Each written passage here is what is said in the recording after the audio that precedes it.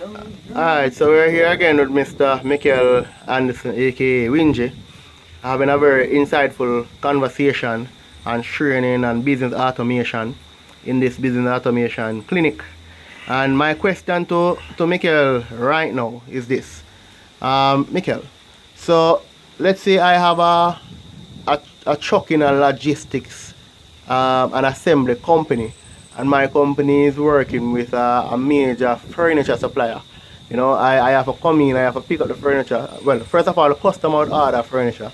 I would come into the warehouse, the supplier warehouse. My job is to go through the customer order to make sure that everything is intact. I pick up the pieces for the furniture from that warehouse, and I deliver it to the customer.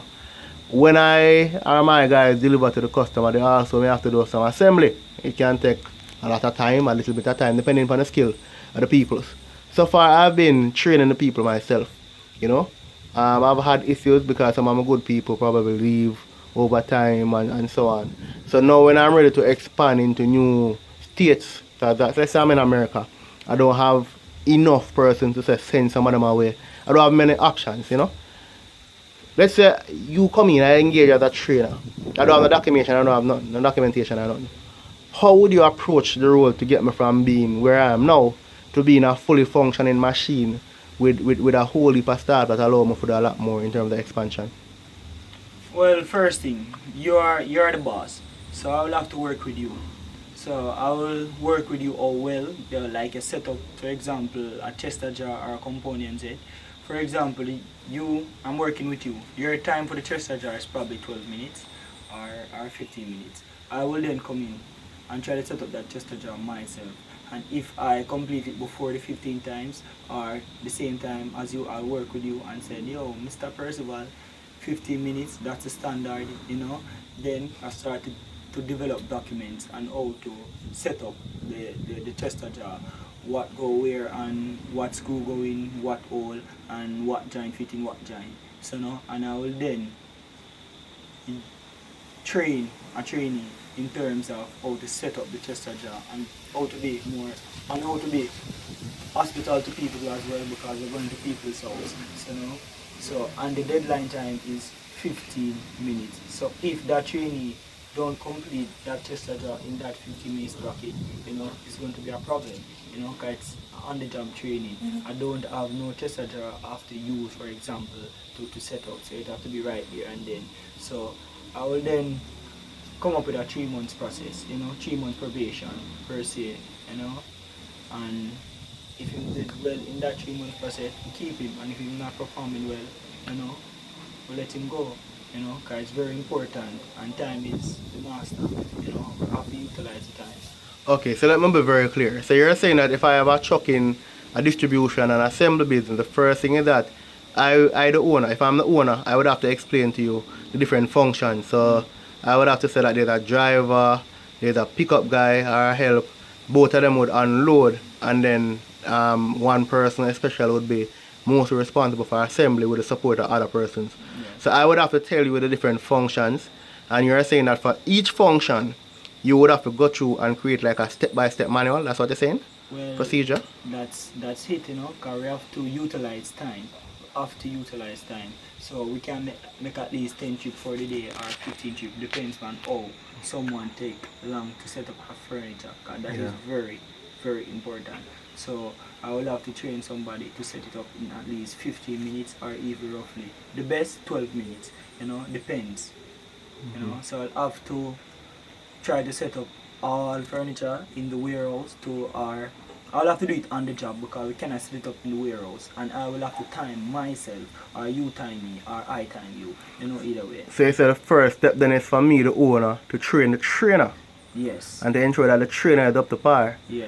And then they say the trainer would help to create the documents, the step-by-step procedure, or charts that the employees or the new trainees will follow. Yes. And it's actually your document as well too, you know. Okay, it's my document. It's your document. So we'll work together to create a document for we'll the work company. together. And the company owns that document. And that document spells out each function. Yes. You're saying step by step? Yes. And it has certain standards, and time is very important, you're saying? Okay.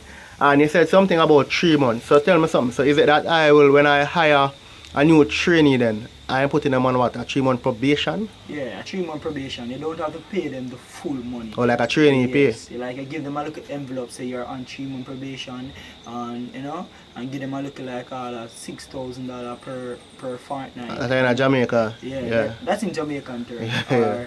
Or I call it $24 in US terms, you know, in terms of I give them that Yeah. for the probation process. And if they are not executing in that part, Mm-hmm. you then don't have to feel away by letting them go, because you already explained to them they're on a 3-month probation. Oh, I get you. I get And you. then roughly in the 2 months, you will have to do a detailed breakdown. You'll have to sit that particular trainee down and said, well, you know, this is your update, you're performing up to standard, and you know, and if you're not performing up to standard, I need you to step up. This is your last month, I need you to cut everything, I need you to step up, you need to be on work on time, you need to well groom, you know, that's a very important thing as well too. You need to be groomed, you know, can't come on people work dreaded and smell away. You know, Customer and all them things because there. you're entering people's house. You know? So I will then sit them down in that 2-month process. I will explain what they're learning and how well they're performing and what they need to work on the 2-month process. Then after the 1-month process, I will then decide to keep you or not. You know, then I will give you another letter and say, I'm sorry, your business transaction with this company is no longer needed, and I thank you for your dedication and service, and I hope you find success in the future. Simple. Yeah. And but if they get through, I start plan B now. We start to get team member pay, get a different type of shirt, you know, and still keep up the same attitude, same performance, execute it in the 3 months process. And you will then sit you down and explain this. There's another 6 months training. So I will going to watch you for a 6 month, and I will then have to give a report back to you and see how well this particular team member is performing. so you're saying that the business system is a robot, so everybody have a uniform basically. Yeah. But the trainee color is different from the staff member color. Well, yeah, red is the trainee color, you know, in your case. danger, you know. Okay. Learners. Alright, cool, respect. And you say after that now you probably do assessment and performance going forward. But it's a different kind of assessment. Yeah, we'll then stick together to create an appraisal form for you. Okay. You know, Okay. depends on what we are gauging them on. How well they utilize time, how well they set up the furniture, how well they care the customer equipment, how well they're groomed, or punctuality. We'll all sit down and we'll talk about that and create up a nice little file where grade each team member and trainees on. Thank you very much, Mr. Anderson. Alright.